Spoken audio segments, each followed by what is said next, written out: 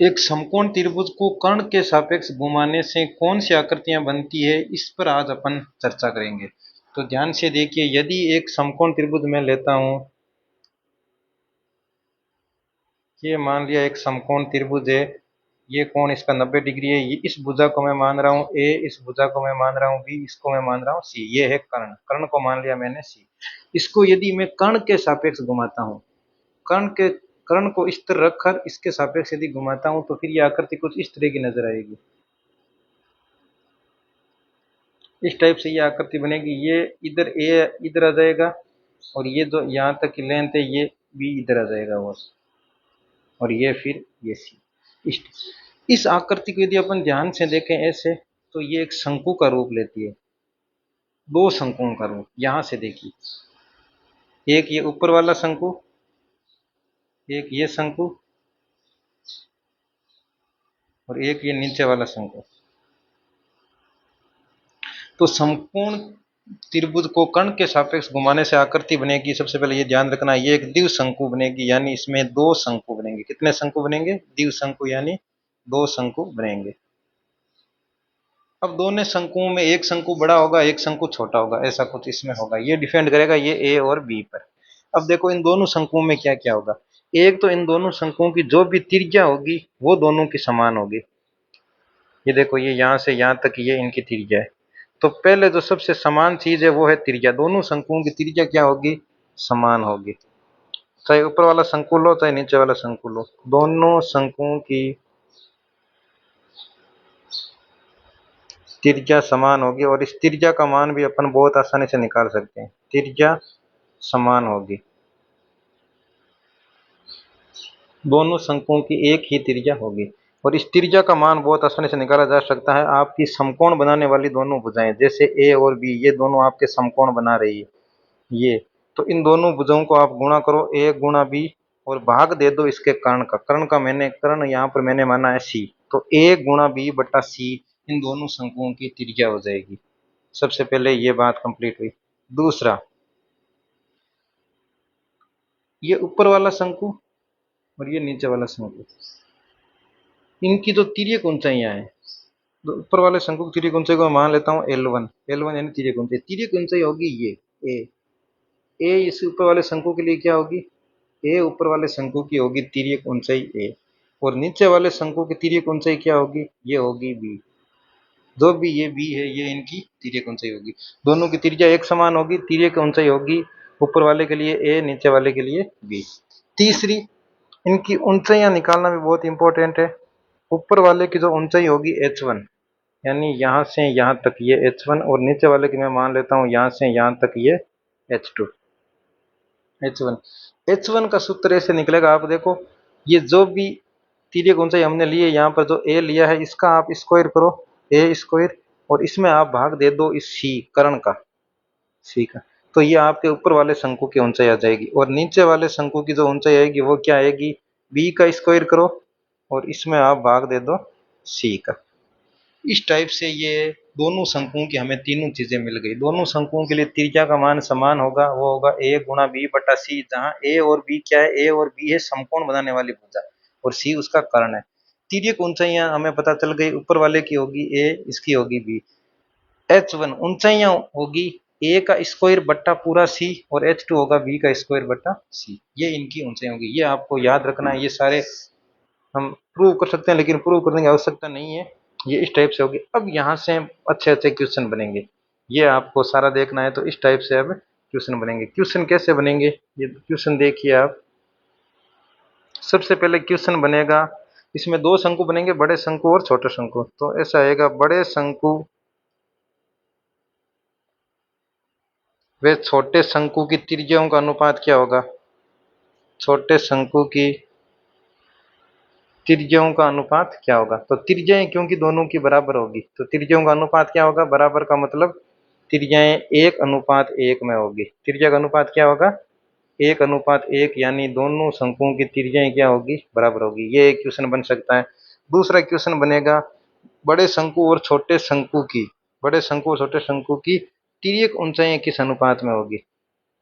तिर्यक ऊंचाई, तिर्यक ऊंचाइयों का अनुपात।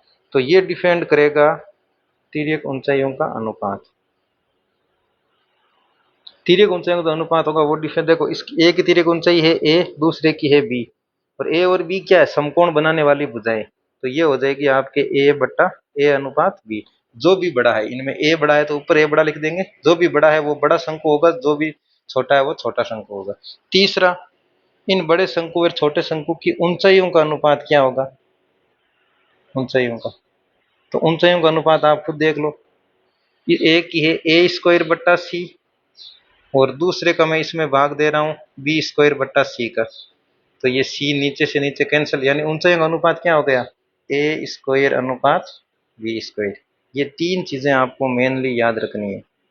तिर्यें समान अनुपात में होगी, तिर्यक ऊंचाइयों का अनुपात ए अनुपात बी होगा, और ऊंचाइयों का अनुपात होगा ए स्क्वायर अनुपात बी स्क्वायर। अब इन्हीं से ही आगे अपन प्रश्न कर सकते हैं। देखो चौथा, चौथा प्रश्न ये हो सकता है कि इन छोटे और बड़े शंकुओं के वक्र पृष्ठ का अनुपात क्या होगा, वक्र पृष्ठीय क्षेत्रफल का अनुपात क्या होगा। तो वक्र पृष्ठीय क्षेत्रफल का अनुपात निकालने का मतलब है, इनके सूत्र लगाओ। मान लेता हूं ऊपर वाले शंकु के लिए पाई दो आर दोनों में समान है, तो L1 लिख देता हूं, पाई आर L1, और नीचे वाले का पाई आर L2। क्योंकि पाई दोनों में समान कट गया, त्रिज्याएं दोनों की समान होती है, कट गया, L1 अनुपात L2 ही आएगा। और L1 अनुपात L2 का आपके तिर्यक ऊंचाई अनुपात क्या आया था, ए अनुपात बी। तो इनके वक्र पृष्ठीय क्षेत्रफल का अनुपात भी आपके क्या आएगा, ए अनुपात बी आएगा। इसके अलावा आगे देखते हैं इनके आयतनों का अनुपात, आयतनों का अनुपात। तो शंकु का आयतन क्या होता है आपका, आयतनों का अनुपात क्या होगा, इनके आयतनों का अनुपात। शंकु का आयतन देख लो, 1/3 पाई आर स्क्वायर, आर दोनों जगह समान है तो आर ले लेता हूँ, और इसमें एच आता है, तो ऊपर वाले के लिए H1, नीचे वाले के लिए H2। 1/3 pi are square H2, ये होगा आयतनों का अनुपात। 1/3 दोनों में समान, पाई दोनों में समान, आर स्क्वायर दोनों में समान, तो आपके पीछे बचा H1/H2। यानी आयतनों का अनुपात ही वही होगा जो इनकी ऊंचाइयों का अनुपात है। और ऊंचाइयों का अनुपात अभी हमने देखा, ऊंचाइयों का अनुपात आपके था ए स्क्वायर अनुपात बी स्क्वायर। तो इनका आयतनों का अनुपात भी क्या आ जाएगा, ए स्क्वायर अनुपात बी स्क्वायर। अब तक ये इतना। लास्ट क्वेश्चन इसमें एक और बचता है, इनके संपूर्ण पृष्ठीय क्षेत्रफल का अनुपात, संपूर्ण पृष्ठीय क्षेत्रफल का अनुपात।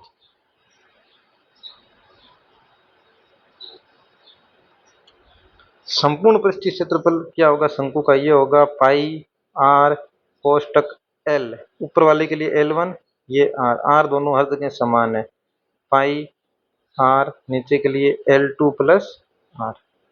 तो पाई हर जगह समान, आर दोनों जगह समान, तो आपके बच्चा है L1 प्लस आर और L2 प्लस आर। तो अब इसके अनुपात के लिए आपको ज्ञात करना पड़ेगा। देखो कैसे ज्ञात होगा, जैसे L1 का मान होगा A, L2 का मान होगा B।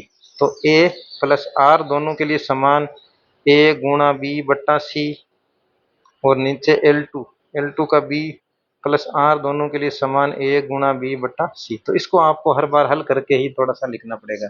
कैसे लिख सकते हो आप, इसको हल कर लो, AC प्लस AB बट्टा C, और नीचे देखो BC प्लस AB बट्टा C।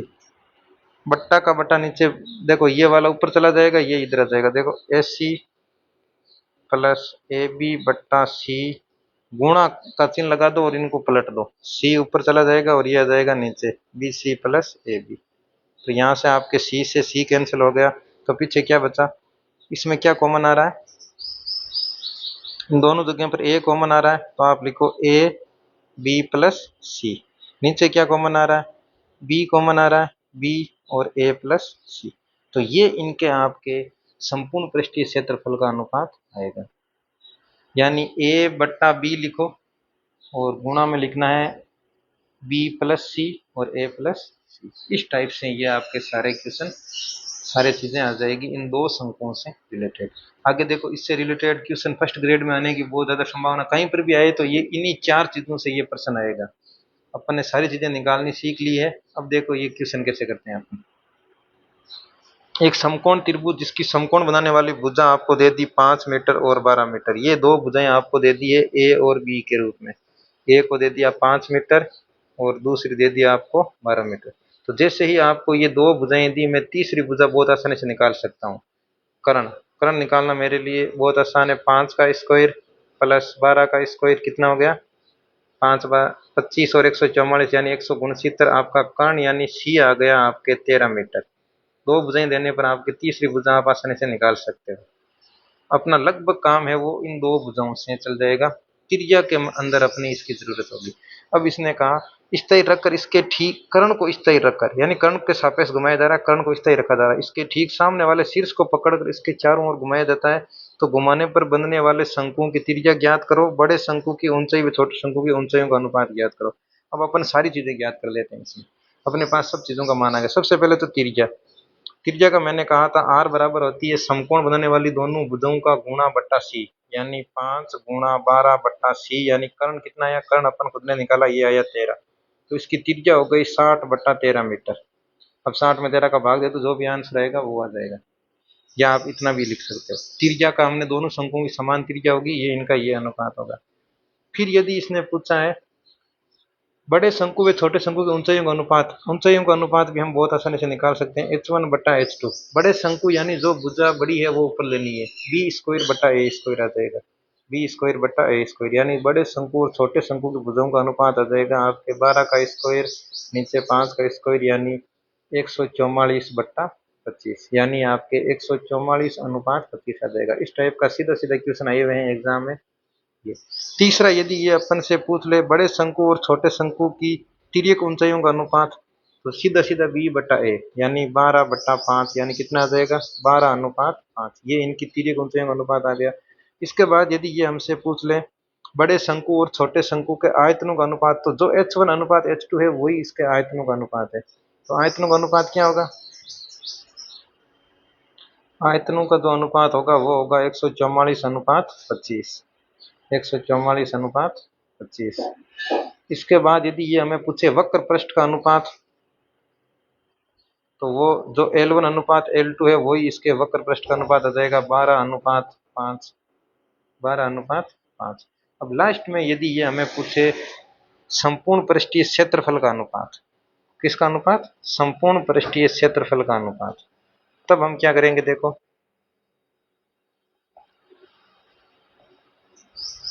अभी अपन ने देखा था संपूर्ण क्षेत्रफल अनुपात के लिए बड़े शंकु और छोटे शंकु की बात करें तो पहले वाला बड़ा शंकु यानी बी को मैं ऊपर रखूंगा 12 और ए को मैं नीचे रखूंगा 5।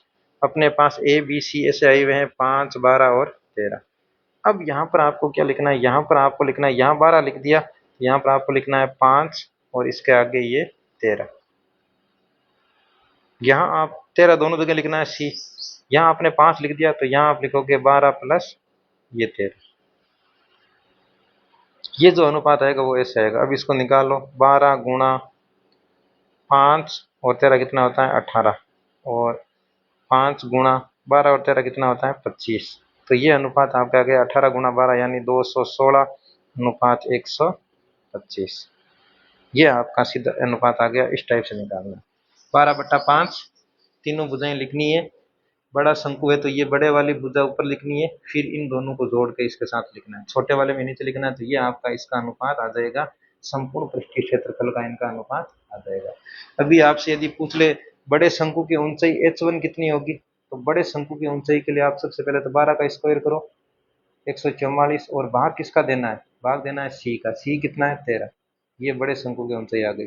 छोटे शंकु की ऊंचाई पूछे तो आप 5 का स्क्वायर करो 25 और भाग किसका देना है? सी का, यानी 13 का। ये आपके छोटे शंकु की ऊंचाई आ गई। तो इस टाइप से आपको कितने भी क्वेश्चन पूछे जाए वो सारे क्वेश्चन आप कर सकते हो। बड़े शंकु का आयतन सब निकाल सकते हैं हम, आयतनों का अनुपात भी निकाल सकते हैं, आयतन भी निकाल सकते हैं। ये सारी चीजें यहाँ से निकाली जा सकती है।